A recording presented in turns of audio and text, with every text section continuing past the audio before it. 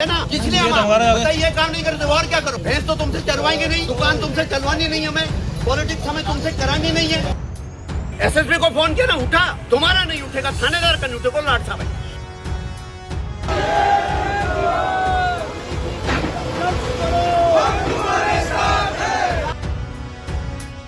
देहरादून के विकास नगर क्षेत्र के सहसपुर स्थित बैरागीवाला गांव में भाजपा ओबीसी मोर्चा के मीडिया प्रभारी विनोद की हत्या के बाद माहौल तनावपूर्ण हो गया है। हत्या से आक्रोशित लोगों, बजरंग दल और विश्व हिंदू परिषद के कार्यकर्ताओं ने आरोपी के घर के बाहर प्रदर्शन किया और बाद में घर में आग लगा दी। स्थिति को देखते हुए भारी पुलिस बल और प्रशासनिक अधिकारी मौके पर तैनात किए गए हैं। जानकारी के अनुसार पुरानी रंजिश को लेकर शनिवार देर रात विनोद और उनके भाइयों का दूसरे पक्ष के लोगों से विवाद हो गया। विवाद इतना बढ़ा कि दोनों पक्षों में हिंसक झड़प हो गई। आरोप है कि हमलावरों ने विनोद और उनके भाइयों पर धारदार और भारी हथियारों से हमला किया, जिसमें विनोद गंभीर रूप से घायल हो गए। अस्पताल में उपचार के दौरान उनकी मौत हो गई, जबकि उनके दो भाई अभी भी अस्पताल में भर्ती हैं। घटना की सूचना मिलते ही क्षेत्र में बड़ी संख्या में लोग एकत्र हो गए। रविवार को प्रदर्शनकारियों ने आरोपी के घर को ध्वस्त करने की मांग की। देखते ही देखते भीड़ उग्र हो गई और आरोपी के मकान में आग लगा दी। पुलिस और दमकल विभाग की टीमों ने मौके पर पहुंचकर हालत को नियंत्रित करने का प्रयास किया। इसी बीच क्षेत्रीय विधायक मुन्ना सिंह चौहान भी मामले पर सामने आए। उन्होंने हत्या की घटना की कड़ी निंदा करते हुए कहा कि दोषियों को किसी भी कीमत पर बख्शा नहीं जाएगा और कानून के तहत सख्त कार्रवाई सुनिश्चित की जाएगी। घटना के बाद क्षेत्र में तनाव की स्थिति को देखते हुए प्रशासन की टीम मौके पर पहुंची।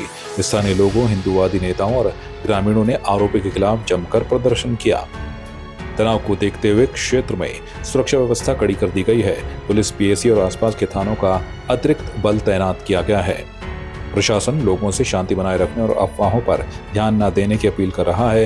एहतियातन इलाके में इंटरनेट सेवाएं भी अस्थायी रूप से बंद कर दी गई हैं।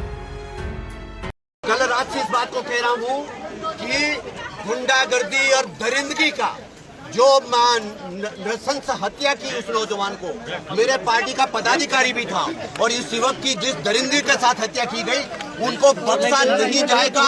वो जमीन के ऊपर हो, जमीन के नीचे हो, उनको निश्चित रूप से एग्जेम्पलरी एक्शन होगा। उनकी पीढ़ी भी याद करेगी। लेकिन मैं तमाम सारे जनमानस से भी इस बात के लिए अपील करूंगा कि आप शांति व्यवस्था बनाए करके रखें। कानून को बिल्कुल भी अपने हाथ में न लेके शासन, प्रशासन और पुलिस प्रशासन के ऊपर भरोसा रखें कि पूरी निष्पक्षता के साथ और निश्चित रूप से गुनाहगारों को बख्शा नहीं जाएगा। और न केवल गुनाहगारों को, गुनाहगारों का साथ देने वालों को भी नहीं बख्शा जाएगा। योगी बाबा का बुलडोजर आ गया।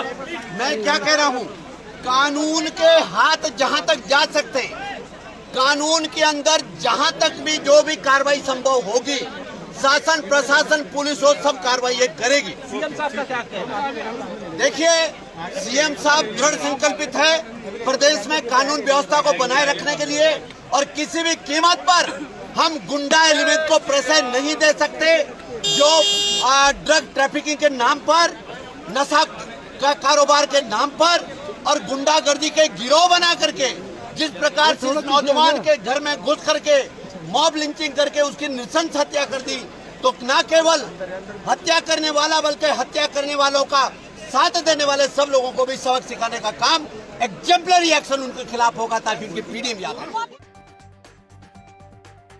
हल्द्वानी के नैनीताल रोड स्थित एक रेस्टोरेंट में अचानक भीषण आग लगने से इलाके में अफरा तफरी मच गई।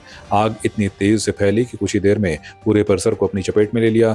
ऊंची ऊंची लपटें और धुएं का गुबार दूर तक दिखाई देने लगा, जिससे आसपास के लोगों में दहशत फैल गई। घटना की सूचना मिलते ही दमकल विभाग की कई गाड़ियां मौके पर पहुंची और आग बुझाने का अभियान शुरू किया। फायर ब्रिगेड कर्मियों ने कड़ी मशक्कत के बाद आग पर काबू पाया और से आसपास के प्रतिष्ठानों तक फैलने से रोका। इस हादसे में किसी के हताहत होने की सूचना नहीं है, लेकिन रेस्टोरेंट को भारी नुकसान होने की आशंका जताई जा रही है।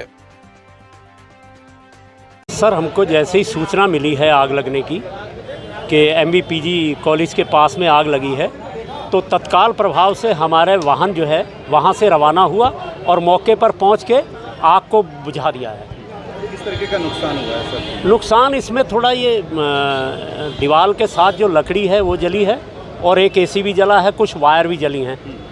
बाकी नीचे किचन में कोई हानि नहीं है। धुआं था जो सीढ़ी के माध्यम से नीचे पहुँचा है, और एक तंदूर के ऊपर कपड़ा रखा था, उसमें थोड़ी आग थी, वो भी बुझा दी गई, उसको वहाँ से हटवा दिया गया है। हम हमेशा चेक करते हैं लेकिन आग लगने का कारण जो है, कभी कभी ऐसा भी हो जाता है कि लोग यहाँ पर नहीं होते हैं और कभी शॉर्ट सर्किट से या किसी और अन्य कारण से आग लग जाती है, तो आदमी को देर में पता चलता है, जिसके कारण नुकसान हो जाता है। और जैसे ही हमको सूचना मिलती है, या तो देर से सूचना मिलेगी तब नुकसान होता है, अगर हमको मौके से सूचना मिलती है तो कभी नुकसान नहीं हो पाता है। ये सर अगर पहले से है, कॉलेज के पहले से, तब तो हो गया होगा ये, नहीं तो इसका दूरी होती है 50 मीटर दूरी, वहाँ से होता है। एनओसी नहीं होगी तो कार्रवाई होगी। हाँ बिल्कुल, जो भी इनके अग्निशमन विभाग के मानक हैं किसी भी एनओसी को जारी करने के, जारी करते समय भी उनको इसका ध्यान देना चाहिए। और अगर पूर्व में एनओसी जारी हुई है, वो क्या उसमें मानकों का अगर ख्याल नहीं रखा गया होगा तो उसको निरस्तीकरण की भी कार्रवाई विभाग के स्तर से की जाएगी। और भविष्य में भी जो एनओसी जिनके द्वारा निर्गत की जाती है, उस समय भी सभी मानकों का पालन हो, यह सुनिश्चित करने के लिए विभाग को निर्देशित किया। आपकी इस पर क्या राय है, हमें कमेंट कर जरूर बताएं।